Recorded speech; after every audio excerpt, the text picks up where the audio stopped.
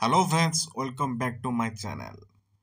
तो आपण जानते एकाम्र उत्सव 3 तारिख रु आरंभ होगा जाऊँगी जोटा कि भुवनेश्वर गोटे बहुत बड़ उत्सव होगा जाऊँगी कारण ए बॉलीवुड सिंगर ठू आरंभ करी बॉलीवुड कलाकार हॉलीवुड सिंगर हॉलीवुड कलाकार योगदान करेंगे किंतु पूर्व वर्ष होता डॉट फेस्ट नाम एथर एकाम्र उत्सव नाम एटा चली।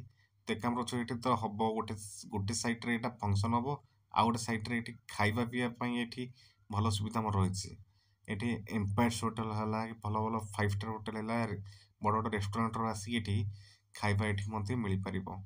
तेणु डेरी नक शीघ्र आसतु 3 तारिख आरंभ होटा 9 तारिख शेष हम आप शीघ्र आसतु आउ एंजॉय करंतु।